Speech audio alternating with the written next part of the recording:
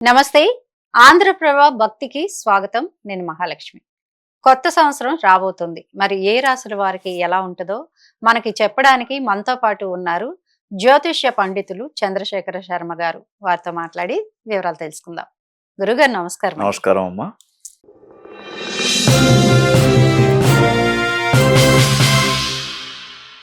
2026లో తులారాశి వారికి ఎలా ఉండబోతోంది? మీరు ఏం రెమెడీ చెప్తారు? చాలా మంచి ప్రశ్న మహాలక్ష్మి. ఎందుకంటే మొత్తం 12 రాశులలో 2026 సంవత్సరం తులారాశికి గోల్డెన్ ఇయర్. చాలా మంచిగా ఉంది వీళ్లకు. అయితే వీళ్లకు ఖర్చు, ఆదాయము, ఖర్చు అనేది చూడకుండా 5-14 ఉంది. కానీ మంచి పనులకు చేస్తూ ఉంటారు, పెట్టుబడులు పెడుతూ ఉంటారు. తర్వాత గౌరవించే వాళ్ళు 6 అయితే విమర్శించే వాళ్ళు 3. కాబట్టి బాగానే ఉంది. అయితే వీళ్లకు గురుగ్రహం 9, 10, 11. అంటే గురువు 9లో ఉన్నప్పుడు లాభం చేస్తాడు, 11వ ప్లేస్ లో ఉన్నప్పుడు కూడా లాభం చేస్తాడు. తర్వాత శనిగ్రహం 6వ స్థానం, శనిగ్రహం కూడా బాగా ఉంది. కాబట్టి తర్వాత వీరికి రాహు కేతువులు 5, 4, 11, 10 మిశ్రమ ఫలితాలు ఉన్నాయి. అయినా కూడా అసలైనటువంటి గ్రహాలు ఏవైతే ఉన్నాయో అంటే గురుగ్రహం కావచ్చు, శనిగ్రహం కావచ్చు అనుకూలంగా ఉంది. కాబట్టి ఈ సంవత్సరం 90% రిజల్ట్స్ వీళ్లకు వస్తూ ఉంటాయి. చక్కగా పెట్టుబడులు పెట్టండి, వ్యాపారాలు చేయండి. తర్వాత రియల్ ఎస్టేట్ రంగం మళ్ళా పుంజుకుంటుంది కాబట్టి దాంట్లో పెట్టండి. డబ్బులు బాగా ఉంటే బంగారము, వెండి కొనండి.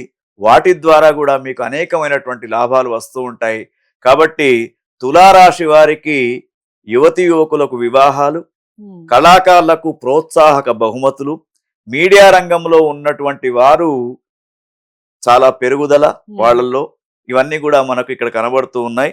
అయితే వీళ్ళకు ఉన్నటువంటి మరి తులారాశి వారికి ముఖ్యంగా మనం చూసినప్పుడు రాహు కేతువులు సరిగ్గా లేవు కాబట్టి వీరు కాళహస్తిలో పూజ చేయించుకోవడం చాలా శ్రేయస్కరం.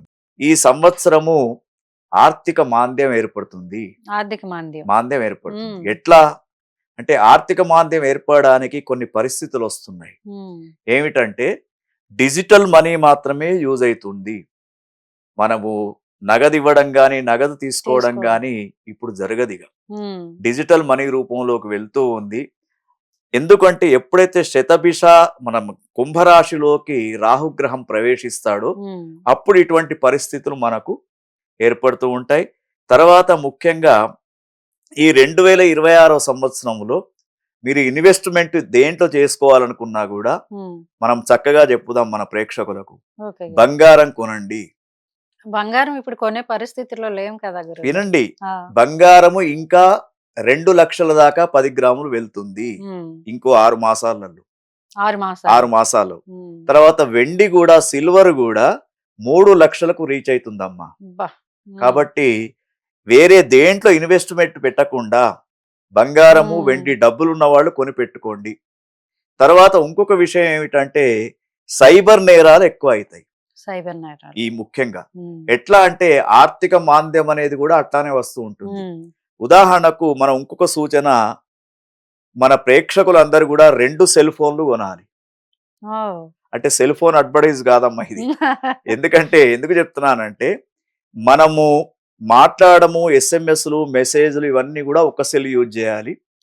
బ్యాంకు సంబంధమైనటువంటి లావాదేవీలకు ఒక నెంబర్ స్పెషల్ గా యూజ్ చేయండి.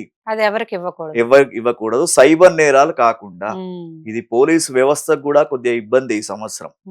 కాబట్టి అదొకటి. తర్వాత ముఖ్యంగా మనకు ప్రకృతి వైషమ్యాలు కూడా కొంత మళ్ళా భూకంపాలు వచ్చే ప్రమాదం ఉంది. తర్వాత నివురుగప్పిన నిప్పులాగా ఏ దేశాలైతే ఇప్పుడు మాట్లాడకుండా ఉన్నాయో అవి ఒక్కసారి మళ్ళా పైకి లేసే అవకాశం కూడా మనకు కనబడుతుంది. ఇంకొకటి విశేషమైనటువంటి విషయం ఏమిటంటే 2026లో ఏ స్టేట్ లోనైతే ఎలక్షన్స్ జరుగుతూ ఉన్నాయో తమిళనాడు కానీ ఇంకా మిగతా రాష్ట్రాలలో బీజేపీ దాదాపు గెలుపు దిశగా వెళ్తుంది. ఇది మనకు 2026లో ఉన్నటువంటి భవిష్యత్తు. తర్వాత ముఖ్యంగా 2026 సంవత్సరాన్ని యువతీ యువకుల యొక్క ఎంప్లాయ్మెంట్ కూడా పెరుగుతుంది. సో ఇదొకటి చూసుకోండి. తర్వాత మెడిసిన్ రంగంలో కొత్త మెడిసిన్స్ కనుక్కుంటారు. కానీ మెడికల్ ఫీల్డ్ చాలా కాస్ట్లీ అయిపోతుంది. సో ఇవన్నీ కూడా మనం 2026కు చెప్పవలసినటువంటి అంటే న్యూమరికల్ నెంబర్ను బట్టి జరుగుతున్నటువంటి గ్రహస్థితిని బట్టి మనం చెప్పొచ్చు. మరి ఈ 2026లో తగు నిర్ణయాలు తీసుకొని తొందరపాటు లేకుండా ఏ యువతీ యువకులైతే లేజీ సోమరితనాన్ని విడిచిపెడతారో వాళ్లకు విజయ అవకాశాలు ఈ 2026లో చాలా గట్టిగా ఉన్నాయన్నమాట. ఇది మనం 2026 యొక్క సంవత్సరం యొక్క ఫలితం. ఓకే గురుగారు, చక్కటి రెమెడీస్ చెప్పారు. నమస్కారం.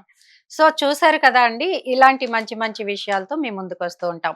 చూస్తూనే ఉండండి ఆంధ్రప్రభ భక్తి.